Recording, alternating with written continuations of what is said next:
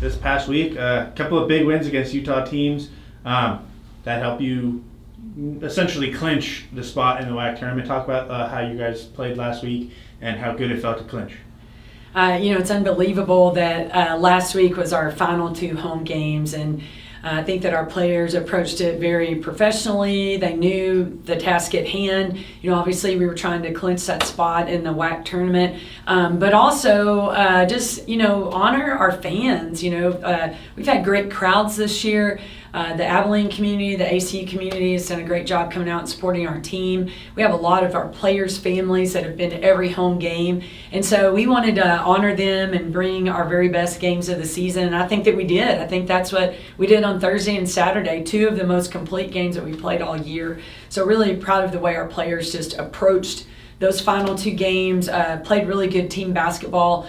On offense and on defense, and so really pleased with the way that we finished out our final homestand in Moody. And that game Saturday, you guys trailed, I think, for 20-something seconds at one point, and then just went off. It was a pretty big effort. Every starter you had double-digit points. Bella Earl ties her career high in rebounds from Thursday. Peyton Hall, that's a freshman leading the team in points. You're talking about a complete team effort, but to see your guys playing this well this late in the season, how important is that?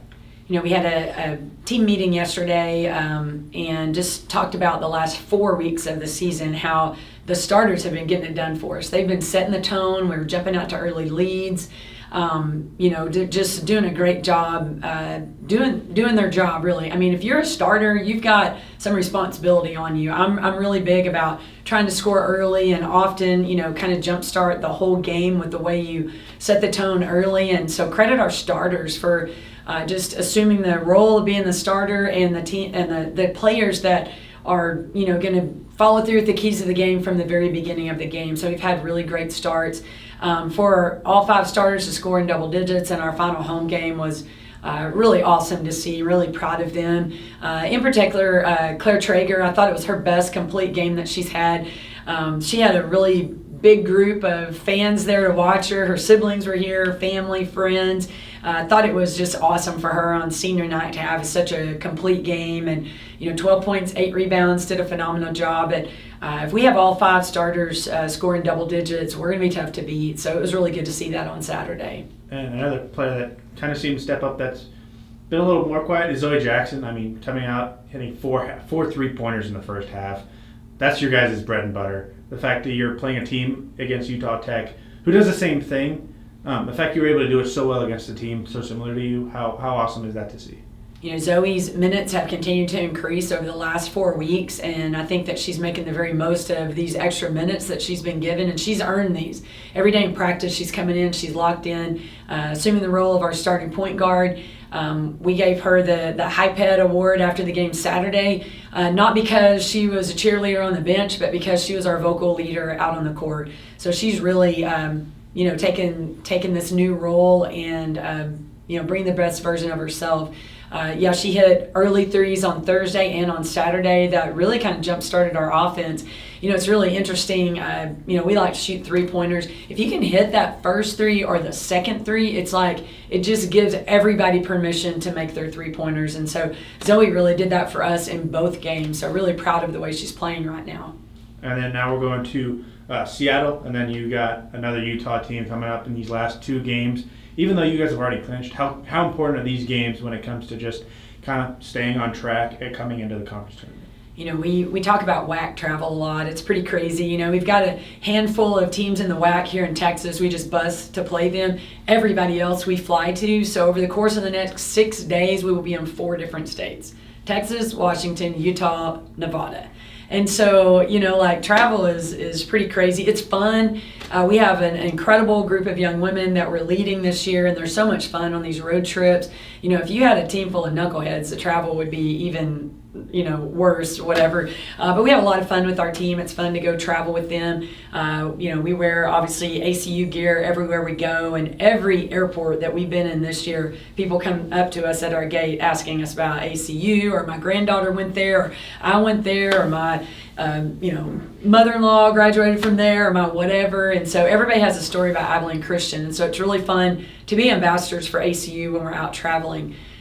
Going into this last week of WAC play, these 2 games are super important. We feel like we've got a little momentum after this past week, winning these 2 games and playing really good team basketball. We want to carry that on the road. And just get some momentum going before we go to Vegas. And it's hard not to think about Vegas because we're going to leave and we're not coming home until after the conference tournament. I mean, we're about to be gone for 2 weeks, and so our players have a very long packing list. Like, we're about to be gone for 2 weeks, and so pack accordingly. But we got to take care of business on Thursday against Seattle. They're one of the hottest teams in the league right now. I mean, they came to Texas last week and went home with a couple of wins, and so they're playing really, really well, fighting for one of the last 2 spots in the tournament. Utah Valley, same thing. They're fighting for one of those last 2 spots in the tournament, and so our players need to understand, like, their mentality is, it's do or die. I mean, theirs is truly like survive and advance right now, and so we've got to match that energy. And for us, I mean, we know we're going to Vegas, but we want to position ourselves as well as possible once we get there in the tournament. But we just want some momentum to continue going for us, and we've created it, started here, and we want to continue that throughout the course of the week. And one cool thing was on Saturday, both you guys and the men clinched in the same day. Talk about how kind of cool that is to see both teams clinch that conference spot. I know you guys kind of had it a little bit of a better chance than the guys at one point, but how cool is it that you guys clinched together? Yeah, our guys they're the hottest men's team in the league right now. They're playing really, really well. Coach Tanner and his staff kind of pivoted several weeks ago and changed their style of play offensively, and I mean, they're rolling right now. So we're really proud that they clinched the spot as well. For ACU men's and women's basketball, anytime they have success, it helps us as well. We just want attention for ACU athletics, and we felt that same way in the fall about football and volleyball and soccer. I mean, anytime one of our ACU teams is successful, it brings attention to all of us, and so we really celebrate everything together. But our tournament is at the very same time in the very same venue, and you want your men's team to be there as well. Like, we want both teams there. We want our fans to come out, support both teams. So really excited that we'll both be in Vegas together. And I gotta ask, how about those HSU Cowgirls? I mean, haven't made it to this run of the playoffs in the NCAA tournament in 18 years, since 2006. Yeah. Being coaching there, having that background with HSU, how cool is it to be able to see that from a team across town with somebody who has ties to that school? Coach Whitehead, she's the 3rd head coach there since I left. The 2 before her also played for me, and so I think it's super cool, that they've kind of kept it all in the family. And Coach Whitehead experienced NCAA tournaments her entire career there, and I know that this has been a big goal for her, get our team back into not just the NCAA tournament, Sweet 16 bound, and so really proud of them, excited for them. They've been pretty invincible in Mavie, and so I was pretty confident they would get out and go on to the Sweet 16, but really broke a long drought for their program, and so really excited for Coach Whitehead, for the Cowgirls, for their athletic director, John Neese, and so a super exciting time for Cowgirl basketball. I mean, Big Country's no stranger to upsets when it comes to March, isn't that right? That's right. You guys, ACU's had some. Now it might be time for HSU. And then one last thing, in the realm of college basketball, Kaylin Clark. I mean, breaking Pistol Pete Maravich's record, something that nobody really saw that coming when she starts at her career at Iowa. How cool is it to see that accomplishment as a head coach, to see kind of share that with your team, and then what that does for women's sports and elevate it above just women's sports, men's sports, but all of college. Yeah, she's having a phenomenal career, phenomenal season, kind of capping off her career there, breaking all these records. Kelsey Plum, Maravich, Lynette Woodard, she's like creating new standards that will be, you think, gosh, no one will ever meet these standards, but here came Caitlin Clark, to do that. But it just draws attention to our sport. It draws attention to basketball. We met with our team yesterday and tried to explain to them what March Madness is. March Madness is a worldwide phenomenon. There's no other sport that creates interest in sports like March Madness, and we're right in the mix of it right now, and it's really cool that what Caitlin Clark has done for women's basketball in particular, but for sports in general, and leading into like all the March Madness stuff, it's pretty awesome. Really congratulate her. I got to see her in person in the Final Four last year, and just phenomenal player. I love her energy. I love the way she involves her entire team. It's not just about scoring for her. It's a little bit of everything, obviously, but it's really good for our sport. For sure.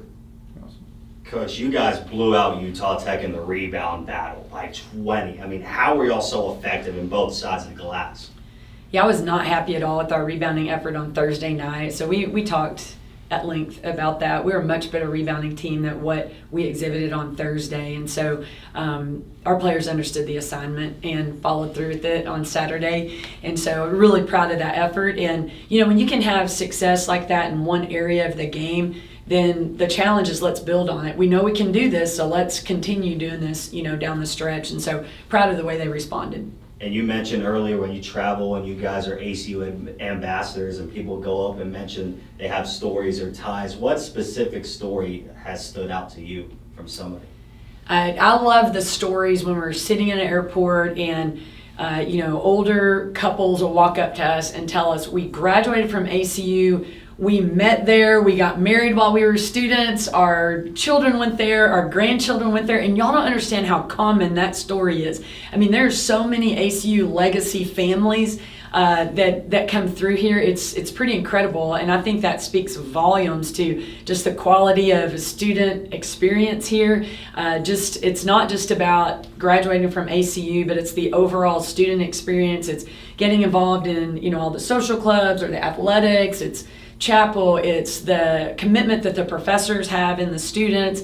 It's just a very well-rounded experience. People come to school here, graduate, they love it, they come back, they want to send their kids here. And so those are my favorite stories when someone says, like, I graduated from there, I have 3 children who graduated from there, I have 7 grandkids that are attending. It's just like, are you kidding me? But it's very common to hear people talk that way, and what a great, testament to just what an incredible place Abilene Christian University is.